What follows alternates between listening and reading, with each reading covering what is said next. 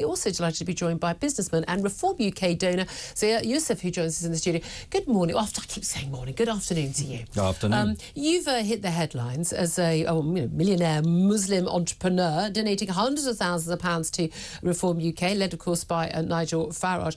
And you said also that migrants who came to Britain legally are dismayed that we've lost control of our borders. Now, lots of accusations against Nigel Farage. I mean, he's been accused of being a bigot, this, xenophobe, Islamophobic, everything. You've chosen to back him, not just with your vote, but also with speaking out for him publicly and giving him your money. Tell us why. Well, primarily because I'm British. I love this country. This country has given me an enormous amount. I'm very grateful for it. I'm a second-generation immigrant. Nobody will argue for how much immigrants can do for this country more powerfully and forcefully than I. My parents, between them, have given over half a century of service to our NHS. I myself started a business, created hundreds of jobs, paid millions of taxes, and hopefully will pay millions more. The reality is that, look, I am Muslim. I obviously don't have white skin, so I actually know what Islamophobia and racism look like. I also know Nigel Farage personally. He is neither of those things. It is my sincere belief that what he wants is what is best for British people, regardless of their race and regardless of their religion. When you say that immigration is a help, now obviously we often have these two sides of the debate where we're talking about illegal migrants, we don't even know who these people are, young men largely fleeing France, a perfectly safe country, seeking asylum here, and then we'll also have a lot of people who are here legally, given visas, got every right to be here. You know, I've got no issue with those people. I mean, you know, they're trying to make a better life for themselves. But there's a question of whether or not they make a better life for everyone else in the UK. So most people in Britain will say, yeah, we welcome doctors and nurses and you know, top engineers, someone, you know, millionaires. Yep, come on in, the water's lovely. What people are concerned about is people who turn up and bring their dependents, who are on low income, unskilled work, who are not net contributors. So where are your concerns about this? So I would just divide this up into two separate things. I try to approach these sort of things pretty logically, which, for example, if you start and run a successful business, you kind of have to. So number one, we can have a discussion about how many people we should be allowing into this great country and what sort of people, what sort of skills they might bring. And then we can have a separate discussion about asylum seekers. That is an Australian points-based system, which we supposedly have right now, and yet we've seen... Well, we have no coherent immigration policy, and that's because the second part, which is actually, you know, the boats problem, which is we don't have a secure border. So our actual immigration policies are relevant if, you know, if you're deciding who to invite over for dinner, but you've just left the front door open, then your conversation about whom you're inviting for dinner is actually quite irrelevant. And if we are spending more than £50 billion a year on defence, my argument is, and this is from my own personal experience, legal migrants and the general British population who pay into the system and pay their taxes and believe in fair play, which is one of the British values that I feel very strongly about, think that that's completely unreasonable and unfair. I think those are kind of two separate things. And they should be treated, yeah, exactly. One is people making a better life for themselves, as I say, and one is people committing what is now a criminal act. In terms of what the policies are that are in existence right now, I mean, you look at the Tory policy in Rwanda policy. Do you support that policy? Do you think that will make any difference? Do you agree with Rishi Sunak when he said yesterday he believes that, you know, according to reports of the Telegraph, there are migrants sitting in Calais who are waiting until there's a Labour government because they think they're going to be a softer touch? Well, the reality is you've got to judge politicians and leaders on their record. And we've got to judge the Conservative Party, for whom everybody's voting for candidates, on a 14-year record where, frankly, we've seen uncontrolled migration, quality of life for British people, again, of all religions and races decline. And Rishi Sunak has now had 2 years.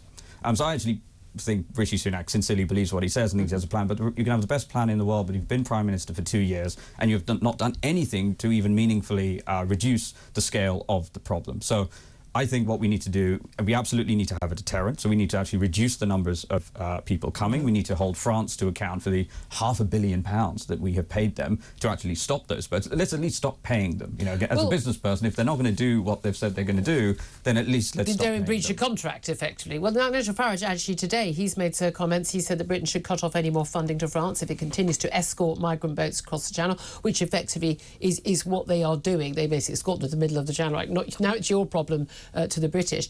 And he has taken a catamaran into the Channel and he's setting out plans for stopping the boats. Do you believe that he will stop the boats? We've had Ben Habib, deputy leader of the party, on the show, caused quite a stir when he said basically, you know, don't treat people, infantilise these people. You help them, you give, you know, you turn the boats back. if they, you know, people they damage their dinghy and their dinghy collapses, you know, you give them another dinghy, but you know, if they do it again, tough, you know, leave them to drown. I mean, he didn't say the words leave them to drown, but I asked, would you leave them to drown? He said we shouldn't infantilise these people. Where do you stand on all of this? Well, let's be really clear. I do have. You sounded like a politician. Whenever a politician says that, let's be really clear. They're never about to be clear. Okay, well, I'll do my best to be clear. Over 160, at least over 160 migrants have actually died crossing that channel. So if you believe very strongly in the humanitarian case that people shouldn't suffer and shouldn't die, then we need to reduce the numbers of people coming across. That is just a fact. I'm of the view that reforms policies will enable us to safely, for their own safety, for example, take the migrants who are coming across from France, which of course is a safe country in reality, back there for their own safety.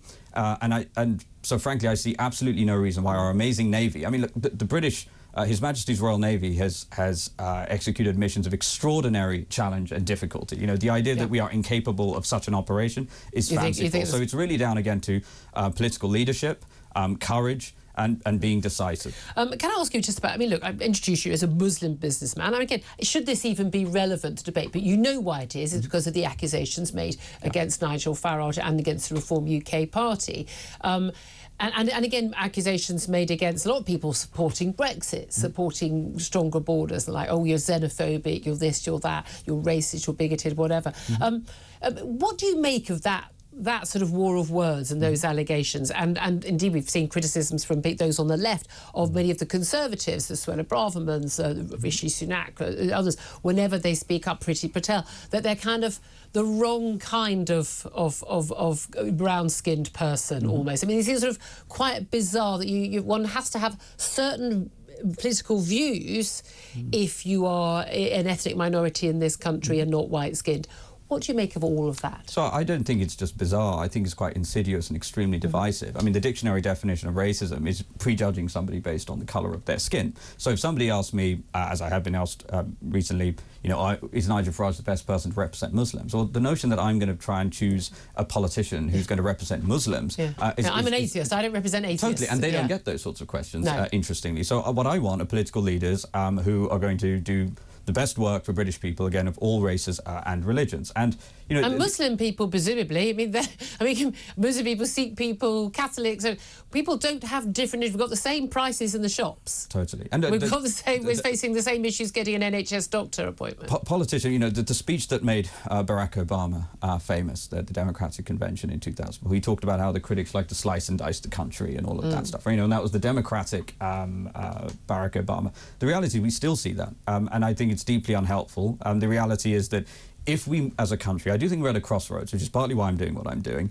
We have to decide as a country, are we going to all start recommending that everyone vote on the basis of the colour of their skin or their religion, which I can tell you, any student of history takes us to a very dark place if you run that algorithm into perpetuity, or do we work out what is it that unites us, right? Because, again, I run a business, I know diversity can be helpful, but diversity by definition cannot unite us. The only thing that can unite us are working out what we share. And again, we have some amazing things that we share, which are British values. And so that's what I feel very strongly about. And actually, again, ironically, for all of the accusations and name-calling, essentially, that are made of Nigel Farage, he is the person who is actually bringing these conversations into the open. And if somebody wants to discuss immigration policy in a rational way, very happy to have that conversation. But without resorting to name-calling and hyperventilation, it's only going to make the problem worse. Interesting.